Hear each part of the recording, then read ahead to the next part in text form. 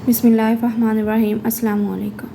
आज जो हमारा क्लास 4 जनरल साइंस का जो टॉपिक है वो हम लोग देखेंगे साउंड एनर्जी। मतलब जो साउंड है वो भी एक एनर्जी की फॉर्म ही है, तो जो वाइब्रेशन से प्रोड्यूस होती है किसी भी ऑब्जेक्ट की। जब ये जो वाइब्रेशन है हमारे कानों तक पहुंचती है हवा के ज़रिए, तो हम इस लिहाज से फिर सुन सकते हैं। Sound energy, sound is the form of energy. ये एनर्जी की वो फॉर्म है that is produce by vibration in an object, जो कि ऑब्जेक्ट के अंदर वाइब्रेशन करने से प्रोड्यूस होती है। These vibrations reach our ears through the particles of the air.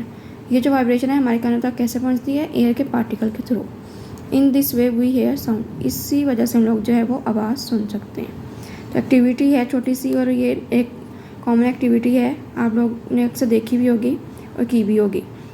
Shake the school bell vigorously, मतलब जो स्कूल बेल है उसे ज़ोर से बजाएं। Do you hear any sound, कि आपने कोई आवाज़ सुनी? Touch the bell with your finger, अब जो है इस बेल को अपनी फिंगर के साथ टच करें। डू यू फील वाइब्रेशन, कि आपने वाइब्रेशन महसूस की? तो जी हाँ, जब उसे बजाएं तो वो थोड़ी देर तक वाइब्रेट करती रहती है अपनी जगह पे। What is produced from the vibration of the object, तो इस जो वाइब्रेशन हुई है इस ऑब्जेक्ट की, मतलब जो बेल है, जो हमने क्या ऑब्जेक्ट लिया, बेल की जो वाइब्रेशन हुई है तो इससे क्या प्रोड्यूस हुआ है? तो इससे साउंड प्रोड्यूस हुई है। क्या प्रोड्यूस हुआ है? साउंड प्रोड्यूस हुई है, जो कि हम सुनते हैं।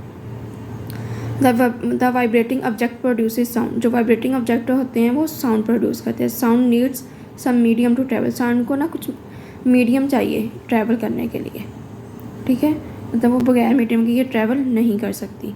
Of the sound reach us bye travelling through air, ज़्यादातर जो हमारे पास जो साउंड पहुंचती है या हम साउंड को सुनते हैं तो वो एयर के ज़रिए आती है। तो वो जो एयर है वो उसके लिए साउंड के लिए मीडियम है, एयर के ज़रिए ही हम लोग आवाज़ सुन सकते हैं। Do you know when we speak, जब हम बोलते हैं, the vocal cords present in our throat vibrate and produce sound, जो हमारे गले में वोकल कार्ड होते हैं वो वाइब्रेट कर रहे होते हैं, जिसकी वजह से साउंड प्रोड्यूस होती है। तो इसी वजह से हम लोग बोलते हैं। वोकल कार्ड ये नेक वाले हिस्से में, अगर आप अपने फिंगर्स रख के देखें तो ये आपको महसूस होगा कि ये वाइब्रेट कर रहे हैं गर्दन वाले हिस्से में। आ गया interesting information. Sound can not travel in a space, sound जो है वो खला में ट्रैवल नहीं कर सकती।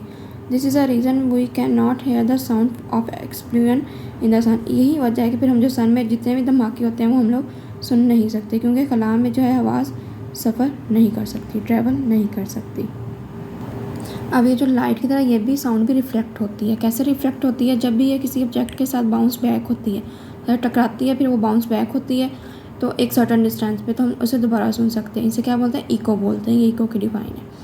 Like light sound also reflect, sound जो है वो रिफ्लेक्ट करती है। When sound bounces back from an object, जब एक ऑब्जेक्ट से बाउंस बैक दोबारा करती है एट ए सर्टन डिस्टेंस, से ख़ास फासले पे है, and we hear it again, तो हम लोग इसे दोबारा सुन सकते हैं। इट इज़ कॉल्ड इको, तो इसे क्या बोलते हैं? इको बोलते हैं। इंटरेस्टिंग इन्फॉर्मेशन, ये एक इंटरेस्टिंग इन्फॉर्मेशन है। ये चमगादड़ के लिहाज से, चमगादड़ रात को ही अपना शिकार करती है, और रात को ये मतलब दिन टाइम सोती है, रात को जागती है, रात को अपना शिकार करती है। तो ये अपने मुंह से ना आवाज़ें निकालती रहती है, तो वो जो आवाज़ें हैं फिर वो इको की सूरत में ये सुनती है और वो अपने शिकार तक पहुंच जाती है।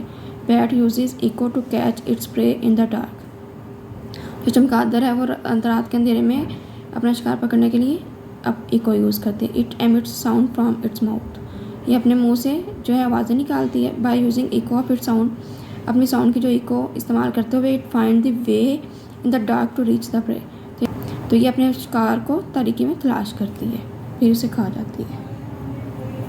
आगे do you no a hard and smooth object reflect sound better, hard और जो स्मूथ हो, मतलब हार्ड एंड स्मूथ, हार्ड भी हो और स्मूथ भी हो, वो जो ऑब्जेक्ट होता है वो रिफ्लेक्ट साउंड को करता है बेटर तरीके से।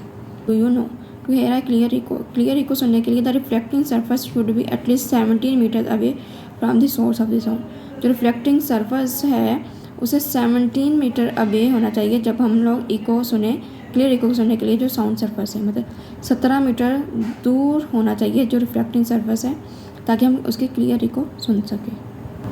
मतलब जिस सोर्स से आवाज़ आ रही है वो उस सोर्स से जो है वो जो रिफ्लेक्टिंग उसका सरफेस होता है वो 17 मीटर अवे होना चाहिए, दूर होना चाहिए, ताकि हम इको की क्लियर आवाज़ सुन सकें। तो यहाँ तक था हमारा लेक्चर। अगर कोई क्वेश्चन है तो कमेंट सेक्शन में पूछ सकते हैं। मिलते हैं नई लेक्चर के साथ, नई वीडियो के साथ, नए टॉपिक के साथ। तब तक के लिए अल्लाह हाफिज़।